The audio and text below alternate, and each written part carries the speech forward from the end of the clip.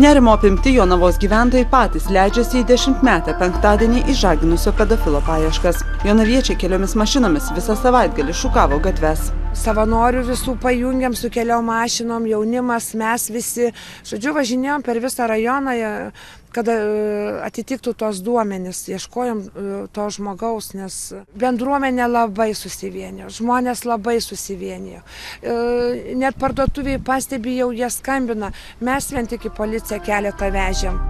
Policija savaitgalį patikrino apie 30 įtartinų vyrų, iš viso apklausta per 100 žmonių. Mieste toliau dirba sustiprintos Jonavos ir Kauno policijos pajėgos. Tikimasi, kad 9-aukštėje mergaitė išžaginęs vyras tebėra Jonavoje. Viskas sukasi kol kas aplink Jonavą. Visos masinės susibūrimo vietos, parduotuvės tame rajone, apklausinėjami gyventojai. Kosmonautų gatvės iki Apsauginis. Tikrai turim ir jam padėkoti, uždarė parduotuviai tartiną, pastebėjo su megztiniu. Ir iš tikrųjų tokio orų vakare, ką žmogus su megztiniu ir veikia. Mes visi dabar sustriukę vaikštam teisingai. Vat jam susidarė toks apibūdinimas ir ūgis ir viskas. Žinau, kad buvo uždaryta, nes mes ten netoli buvom, atvažiavo policija, įsivežė patikrinimui. Kol nusikaltėlis nesugautas, įsibaiminę jonaviečiai bijo savo vaikus išleisti į gatvę. Tėvai sako, vaikus į mokyklą ir atgal lydintis, net jei atstumas tėra vos keli šimtai metrų.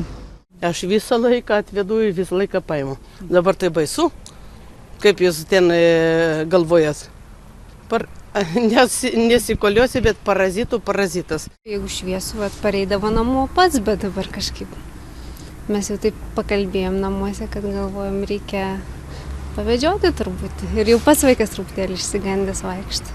Iš pačio ryto visa mokykla, būdintis mokytojai, aš kaip direktorė esu pastebėjusi, kad šiandieną vaikai į mokyklą atėjo atvesti tėvų, ypač pradinių klasių.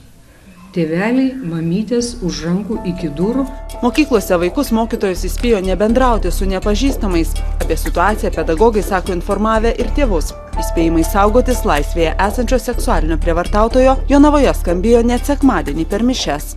Nemalonu kažkaip savo vaikus. Jo, kalbėjom apie tai, kad neitų su nepažįstamais, kad net nebendrautų, nekalbėtų ir taip toliau. Tiesiog praeičiau. Jo. Pasakiau, gražiai, taip negazdindama, kad jeigu svetimas žmogus kalbintų ar liestųsi, ar kad neturi teisės to daryti, kad rėktų gatvėje, jeigu ką, kad nebijotų rėkti, šauktis pagalbos. Pasak kriminalistų, paieškų sėkmė priklauso nuo to, kiek įkalčių palikta nusikaltimo vietoje. Pareigūnų teigimu, tokie nusikaltėliai moka slapstytis, tad sučiupti juos galima tik sulaukus informacijos iš visuomenės arba nusikaltėliui suklydus.